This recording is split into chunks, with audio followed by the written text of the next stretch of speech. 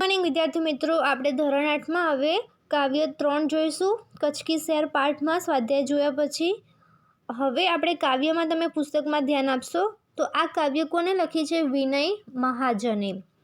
કોને લખી છે? વિનય મહાજને લખી છે. હવે આ कविताમાં विनय महाजन શું કહે છે કે मनुष्य को मिलजुल कर रहने की प्रेरणा दी है. मनुष्य को किसी भी भेदभाव में नहीं पड़ना चाहिए. हमें सभी भेदभावों को भुलाकर एकता की दृष्टि से इस संसार को देखना चाहिए. यह प्रकृति भी हमें निरंतर यही उपदेश देती है. इस कविता में एकता, मिलजुल कर रहना, समानता आदि मूल्य समाविष्ट है. એટલે આ કાવ્યમાં આપણને દરેકની સાથે હળી મળીને રહેવાનો સંદેશો આપે છે. કોઈ પણ નાત જાતમાં હોય પણ આપણને હળી મળીને રહેવાનો સંદેશો આપે છે. તો હવે આપણા કાવ્યમાં જોઈએ तो पहले काव्य ने शुरुआत करिए. मंदिर मस्जिद गिरजाधर ने बाट लिया भगवान को, धरती बाटी सागर बाटा मत बाटो इंसान को. तो શું કહે છે કે માનવે શું કર્યું છે? ધર્મના નામે, શેના નામે? ધર્મના નામે મંદિર, મસ્જિદ અને દેવળ બનાવી ભગવાનને વેચી દીધા છે. વિદ્યાર્થી મિત્રો, કેવી રીતે વેચી દીધા છે? ધર્મના નામે દરેક ધર્મના લોકોએ, હિન્દુ, મુસ્લિમ, ખ્રિસ્તી, બધા લોકોના દેવ કેવા છે? અલગ અલગ છે. બધાના મંદિરો કયા છે? અલગ અલગ છે. એટલે શું કર્યું છે? આ માનવ ધર્મએ મંદિર, મસ્જિદ અને દેવળ બનાવી શું કરી દીધું છે? ભગવાનને વેચી દીધા છે. તેણે ધરતી અને સાગરને પણ વેચી લીધા છે. શું કર્યું છે? તેને ધરતી અને સાગરને પણ વહેંચી લીધા છે. પણ હવે તે માણસને ન વહેંચે. શું કહેવાનું કહે છે કે અબ મત બાટો ઇન્સાન કો, એટલે કે હવે માણસને ન વહેંચો. अभी रात तो शुरू हुई है, मंजिल बैठी दूर है, उजियारा महलों में बंदी हर दीपक मजबूर है. શું કહેવામાં આવે છે કે અભી રાત તો શુरू हुई है, મતલબ હજી તો રસ્તો શરૂ થયો છે. રસ્તો શુरू હોના, તો હજુ તો રસ્તો શરૂ થયો છે. મંજિલ તો બહુ દૂર છે. મંજિલ શું છે? બહુ જ દૂર છે.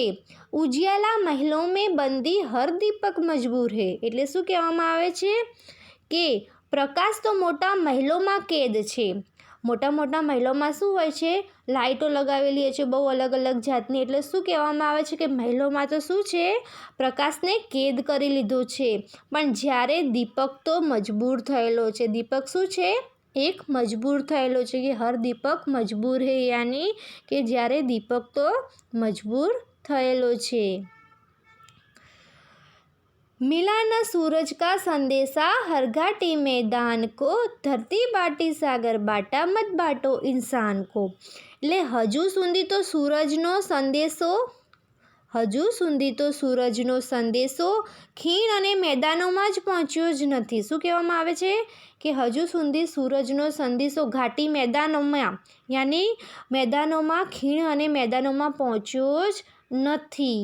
ધરતી બાટી સાગર બાટા મત બાટો ઇન્સાનનો. શું કહેવામાં આવે છે? ધરતી વેચી લીધી અને સાગરને પણ વેચી લીધો. હવે માણસને ન વહેંચશો. अभी रात तो शुरू हुई है, अभी भी हरी भरी धरती है, ऊपर नीलवितान है, प्यार न प्यार हो तो जगसू ना जलता रेगिस्तान है. શું કહેવામાં આવે છે કે હજી પણ ધરતી કેવી છે? સમૃદ્ધ છે. અભી ભી હરી ભરી ધરતી હે, એટલે શું કહેવા માગે છે કે હજી પણ ધરતી સમૃદ્ધ છે. શું છે? ધરતી સમૃદ્ધ છે. ઉપર નીલવિતાન હે, મતલબ આપણું ઉપર નીલું નાભ ફેલાયેલું છે. આપણા ઉપર શું છે? નીલું આભ, આકાશ ફેલાયેલું છે. નીલવિતાન શું છે? નીલું આકાશ આભ છે. ન પ્યાર હો તો જગસુના જલતા રેગિસ્તાન હે, પણ જો આપણી વચ્ચે પ્રેમ નહીં હોય તો સંસાર પણ સૂનો લાગશે અને તે સળગતું રણ બની જશે. પણ આપણા વચ્ચે શું નહીં હોય તો? આપણા વચ્ચે પ્રેમ નહીં હોય તો સંસાર પણ સૂનો લાગશે અને સળગતું રણ બની જશે. अभी प्यार का जल देना है हर प्यासी चट्टान को, धरती बाटी सागर बाटा मत बाटो इंसान को। તો શું કહેવા માગે છે અહીંયા કે આપણે તો હજી દરેક ખડકની તરસને પ્રેમના પાણીથી બુઝાવવાની છે। શું કરવાનું છે? દરેક ખડકને, દરેક તરસને શેના પાણીથી? પ્રેમના। પ્યાસી ચટ્ટાન કો પ્યાર કા જલ દેના હે, શેનું આપવાનું છે? પ્રેમના પાણીથી બુઝાવવાનું છે। શું કહેવા માંગે છે? આપણે તો હજુ દરેક ખડકની તરસને પ્રેમના પાણીથી બુઝાવવાની છે। એના માટે એકતા ખૂબ જ જરૂરી છે। શું છે એના માટે? એકતા ખૂબ જ જરૂરી છે। ધરતી બાટી સાગર બાટા મત બાટો ઇન્સાન કો, એટલે ધરતી અને સાગરને પણ વહેંચી લીધી છે, હવે માણસને ન વહેંચે। साथ उठे सब तो पहरा हो, सूरज का हर द्वार पर हर उदास आंगन का हक हो, खिलती हुई बहार पर। તો શું કહેવા માગે છે અહીંયા કે આપણે ભેગા મળીને રહીશું તો ઘરની સુરક્ષા થઈ શકશે। સાથ ઉઠે સબ તો પહરા યાની પહેરો દેવો, સાથ ઉઠે એટલે બધા સાથે ઉઠે। સૂરજ કા હર દ્વાર પર મતલબ સૂરજની દરેક કિરણો પર, એટલે શું કહેવા માંગે છે કે આપણે ભેગા મળીને રહીશું તો દરેક ઘરની સુરક્ષા થઈ શકશે। અને વસંત ઉપર તો દરેક ઘરના લોકોનો હક છે। કોના ઉપર દરેકનો હક છે? વસંત ઉપર। ખીલતી હુવી બહાર પર યાની વસંત ઉપર દરેક માણસનો હક છે। પછી શું આવે છે? રોંદ ન પાએ ફિર કોઈ મૌસમ કી મુસ્કાન કો, ધરતી બાટી સાગર બાટા મત બાટો ઇન્સાન કો। જો આપણે જાગૃત રહીશું તો આપણને કોઈ કચડી શકશે નહીં। રોંદ ના પાએ યાની કચડવું નહીં। કોઈ મોસમ કી મુસ્કાન કો, શું કરશે? કોઈ આપણને કચડી શકશે નહીં, પણ જો આપણામાં જાગૃતતા હશે તો આપણને કોઈ કચડી શકશે નહીં। ધરતી બાટી સાગર બાટા મત બાટો ઇન્સાન કો। શું કહેવામાં આવે છે કે ધરતી વેચી સાગર વેચી હવે માણસોનો ન વહેંચશો। હવે આપણે અહીંયા કાવ્યનું ભાવાર્થ જોયું। હવે તમે વિદ્યાર્થી શબ્દાર્થ જુઓ।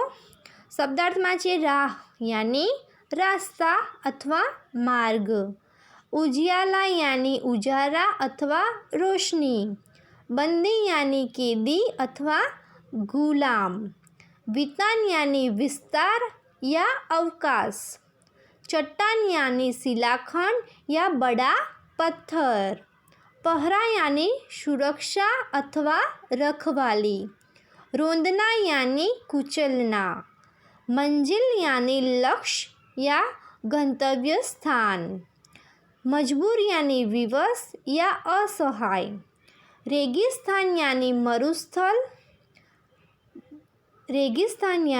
मरुस्थल, बांटना यानी विभाजित करना, घाटी यानी दो पहाड़ के बीच का समतल स्थान, उसे क्या बोलते हैं? घाटी बोलते हैं। बहार यानी सुखद वातावरण अथवा शोभा अथवा वसंत। आ शब्दार्थ तमारे सौ प्रथम पहला तमारे काव्य लखवानी छे, काव्य लख्या पछी शब्दार्थ लखवाना छे, પછી જ અભ્યાસ લખવાનું રહેશે। તો અભ્યાસમાં આપણે પહેલો પ્રશ્ન જોઈએ। પ્રશ્ન એક, प्रश्नों के उत्तर दीजिए। એમાં પહેલો પ્રશ્ન છે इंसान को बांटने का क्या अर्थ है? इंसान को बांटने का क्या अर्थ है?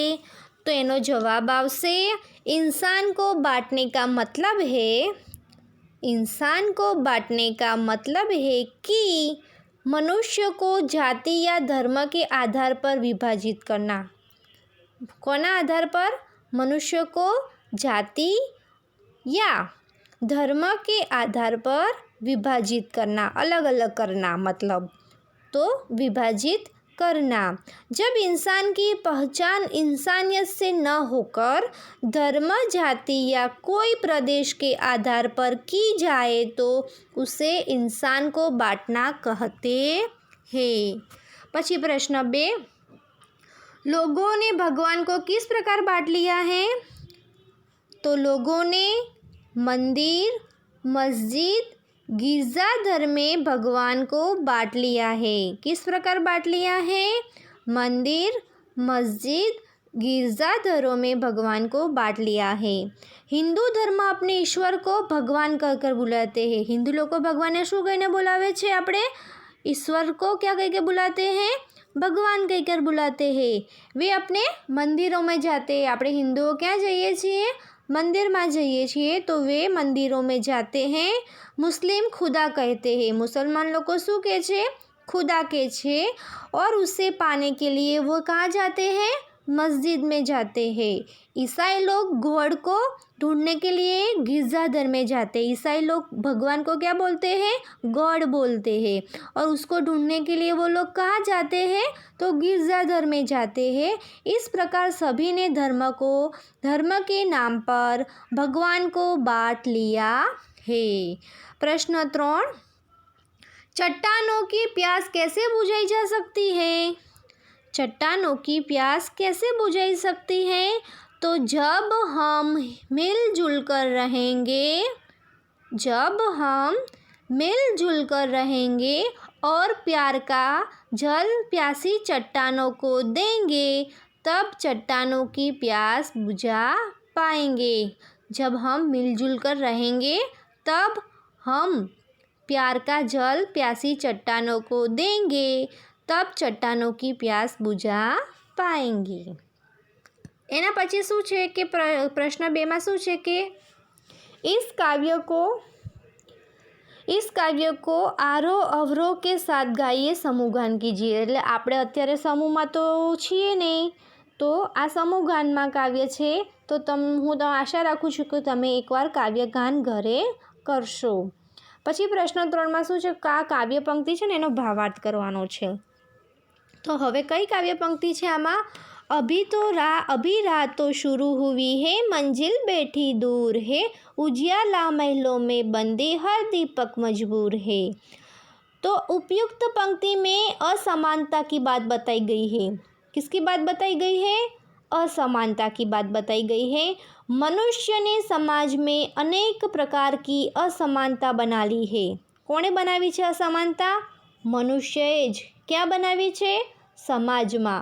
तो मनुष्य ने समाज में अनेक प्रकार की असमता बना ली है। समानता के लिए हमें बहुत प्रयत्न करने पड़ेंगे। समानता के लिए हमें बहुत प्रयत्न करने पड़ेंगे। इसकी शुरुआत हो चुकी है, लेकिन अभी हमें मंजिल नहीं मिली, क्योंकि आज भी अमीरों के घर में बिजली का प्रकाश होता है। शू होय छे? अभी भी अमीरों के घर में बिजली का प्रकाश होता है। बिजली का प्रकाश होता है। गरीबों तो आज भी बिजली की जगह क्या जलाते हैं? दीपक जला के मजबूर है, क्योंकि बिजली गरीब के घर तक नहीं पहुंची है। इस प्रकार आज भी आर्थिक समानता दिखाई देती है। जे पैसावाળા अमीर लोको छे ए लोको तो एमना घरमां तो प्रकाश पहोंचे छे वीजळीनो, पण जे गरीब लोको छे ए लोको मजबूर छे, एटले एमना घरमां तो शुं शेनाथी प्रकाश फैलाय छे? दीपकथी। एटले एमना घरे सुधी वीजળી पहोंची नथी। ए लोको शुं छे? हजू मजबूर छे। एटले आ रीते ज आर्थिक समानता देखाई देती होय छे। पछी स्वाध्यायमां जोईए तो विद्यार्थी मित्रों, प्रश्न 1 प्रश्नों के उत्तर दीजिए। कविता के अनुसार अब तक किन चीज़ों का बंटवारा हो चुका है? तो कविता के अनुसार अब तक मनुष्य ने मंदिर, मस्जिद और गिरजाघर के नाम पर भगवान को बांट लिया है। धरती और आकाश को भी बांट लिया है। अब वह इंसान को बांटने की तैयारी कर रहा है। मनुष्य भगवान ने मंदिर, मस्जिद, गिरजाघर ने वेची लीधा छे। धरती अने आकाश ने पण वेची लीधा छे, पण हवे माणसने वेचवानी पण तैयारी करी रह्या छे। प्रश्न 2, किसकी मुस्कान को कोई रोंद नहीं पाएगा? किसकी मुस्कान को कोई रोंद नहीं पाएगा? तो एनो जवाब आवशे मौसम की मुस्कान को कोई रोंद नहीं पाएगा। किसकी मुस्कान को? मौसम की मुस्कान को कोई रोंद नहीं पाएगा। हरी भरी धरती को कौन सी परिस्थितियाँ रेगिस्तान में बदल सकती है? तो यदि मनुष्य आपस में नफरत करेगा, यदि मनुष्य आपस में नफरत करेगा तो वह मिलजुल कर नहीं रह सकेगा। घर परिवार में कलह बढ़ जाएगा। संसार में युद्ध का वातावरण हो जाएगा। हरी भरती धरती रेगिस्तान की तरह जलने लगेगी और निर्जन बन जाएगी। जो माणसों एकबीजा में नफरत करशे, हળી મળીને રહેશે નહીં, ઘર પરિવારમાં શું થાય, ઝઘડો થયા કરે, તો સંસાર કેવું યુદ્ધના વાતાવરણમાં ફેરવાઈ જશે અને આપણી હરીભરી ધરતી છે ને, હરીભરી ધરતી કેવી બની જશે? જલતા રેગિસ્તાન જેવી બની જશે। પછી ચોથો પ્રશ્ન છે કે उजाले को बंदी बनाने का क्या अर्थ है? उजाले को बंदी बनाने का अर्थ है कि समाज में लोगों के बीच असमानता दिखाना। अमीरों के घर में बिजली का उजाला होता है, मगर गरीबों के घर में अब भी दीपक ही जलता है। ऐसा लगता है मानो उजाला महलों में कैदी है। केम उजाला महीनो? एनो अर्थ केम के समाजમાં એવું અસમાનતા દેખાઈ દે છે। અમીર લોકોના ઘરમાં વીજળીનું ઉજવાળું કરે છે, પરંતુ ગરીબ લોકોના ઘરમાં હજુ દીપકનું અજવાળું દેખાય છે। એટલા માટે એવું લાગે છે કે માનો એવું લાગે છે કે મહેલોમાં જ ઉજાળું કેદ કરી રાખેલું છે। પછી यह कविता हमें क्या संदेश देती है? तो यह कविता हमें संदेश देती है कि हमें भले ही भगवान को बांट लिया, हमने भले ही भगवान को बांट लिया, धरती और आकाश को बांट लिया, लेकिन हमें इंसान को नहीं बांटना चाहिए। हमें आपस में प्रेम से साथ मिलजुल कर रहना चाहिए। हमारे बीच एकता, समानता और बंधुत्व होगा, तभी हम सब सुरक्षित रह सकेंगे। अपनी और अपने परिवार की सुरक्षा के लिए हमें भेदभावों को भुलाकर एकता की दृष्टि से इस संसार को देखना चाहिए। પછી પ્રશ્ન 2 માં શું કહે છે કે શબ્દકોશના ક્રમમાં લખવાનું છે વિદ્યાર્થી મિત્રો। તો એમાં હવે તમે લોકો સૌ મિત્રો જાણો છો, કક્કાવારી ક્રમમાં તમે આગળ ભણી ચૂક્યા છો, તમને બધાને ખબર જ છે। હું જવાબ બોલી દઉં છું। પહેલું અ થી શરૂઆત થાય। आंगन, इंसान, उदास, ऊपर, गिरजाधर, घाटी, चट्टान, प्यासी, बंदी, मंजिल, मुस्कान, रेगिस्तान, वितान, सागर। आ थई गयो एनो जवाब। हूँ पीडीएफ में लखीने मोकली आपीश એટલે તમને લખવામાં સરળતા રહે। પછી પ્રશ્ન 3 में છે कि आज के इस आधुनिक परिवेश में संयुक्त परिवारों की जगह एकल परिवारों ने ले ली है। एकल परिवार के पक्ष विपक्ष पर कक्षा में चर्चा कीजिए। अब શું કરવાનું છે આ પ્રશ્નમાં જોઈએ આપણે।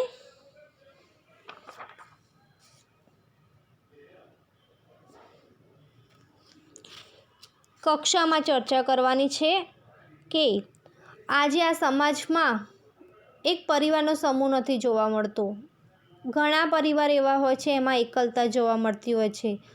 સમૂહ પરિવારમાં રહેવાનું ઓછું થઈ ગયું છે। એટલે આ કવિતામાં આપણને એવું સમજાવવામાં આવે છે કે પ્રેમ ભાવથી રહેવું જોઈએ। દરેક નાત જાતના હોય, આપણે મંદિર મસ્જિદ બધાને વેચી લીધા છે। અમીર ગરીબમાં શું છે? ભેદભાવ છે। પરિવારોમાં કલહ હોય તો સાથ રહેતો નથી।